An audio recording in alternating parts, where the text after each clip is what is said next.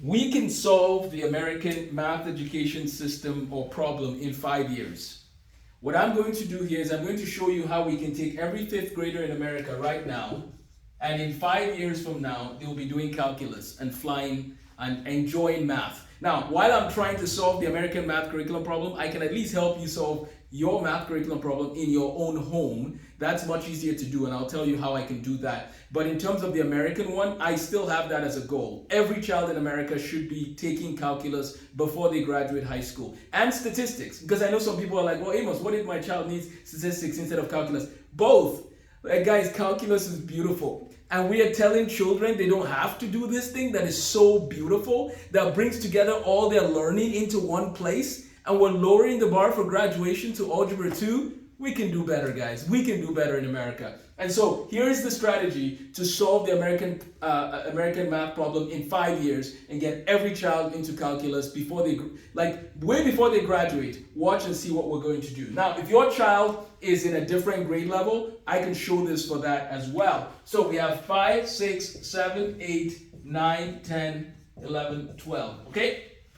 In fifth grade, prior to fifth grade, we hope that they've been working on addition, subtraction, multiplication, and division, all of these, right? So by fifth grade, let's say that they have a pretty solid base in these principles or these arithmetic operations, and that they can work on fractions, decimals, percents, ratios, proportion, and some geometry. That's a good place to be in fifth grade. But here's the crazy thing in America. We actually repeat what I just showed you here. We repeat it in sixth grade, we repeat it in seventh grade, and our nation is nowhere close to being the best in math in the world. That tells us that what we're doing is not working, we're not emphasizing mastery, and we are taking too long in between the years. So you're taking 3 months off from learning, especially these facts. That's not a good move, America. We need to stop doing that in the summer. If you want to be the best in math in the world, you will need to do something about the summer gap. And I have tools for that. I have a book called Counter to Calculus. I have a book called Tools for Mastering Mathematics. I have resources that can help you bridge the gap. I'm talking about like 30 minutes a day. That's all. About 2.5 hours a week. That's not a lot to ask just to keep your math skills up to speed. So we have to acknowledge the summer problem. I'm not going to go into detail on the research. I've taught math now for over 12 years, and I see that it is not a good idea to have kids take 3 months off. Back to the solution. Fifth grade, let's say they have a solid base here. I'm willing to give them pre-algebra, right?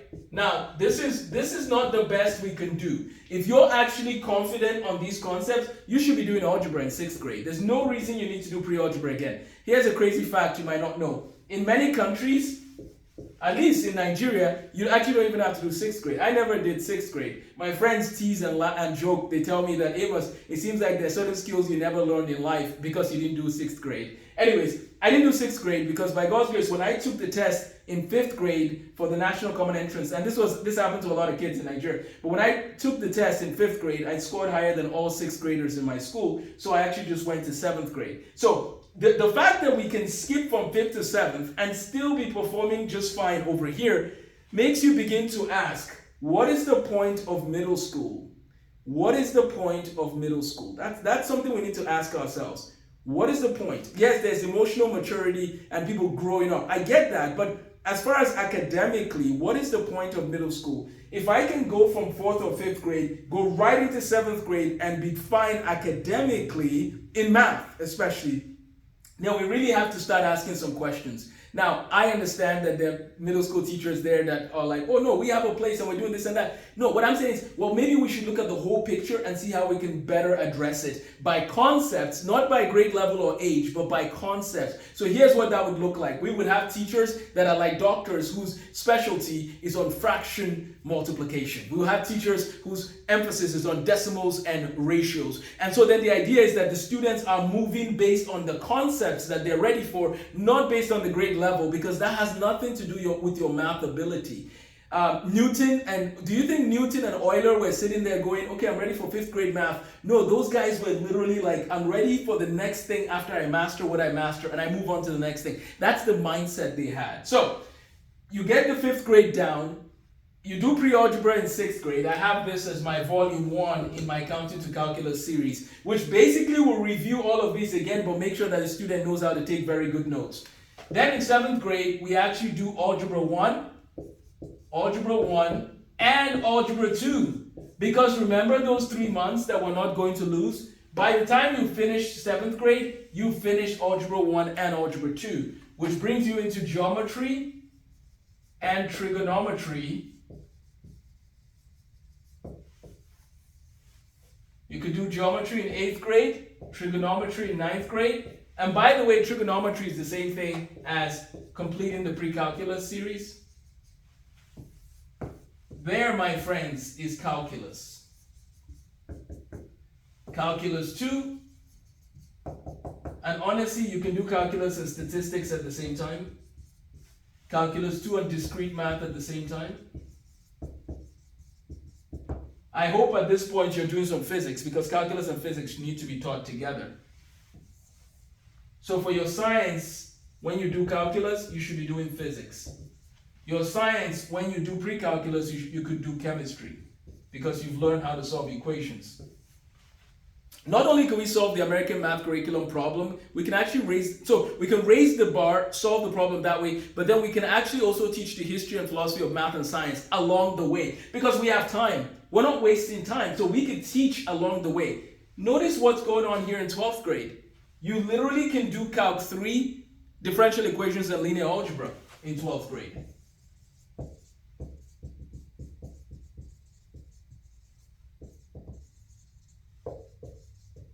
Differential equations, linear algebra.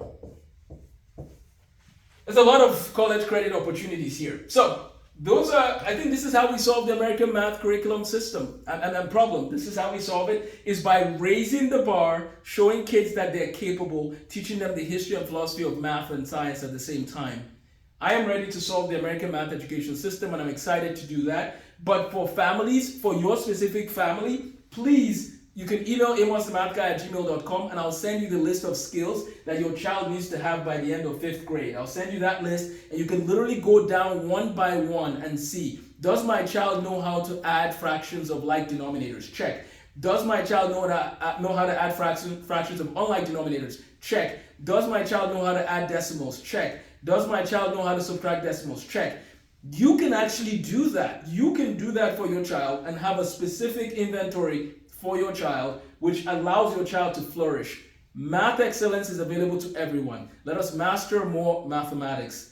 This is the time to do that. We need more people to flourish in the STEM field. I'm here to help. Welcome to STEM Excellence with Amos the Math Guy. Take care and have a blessed day.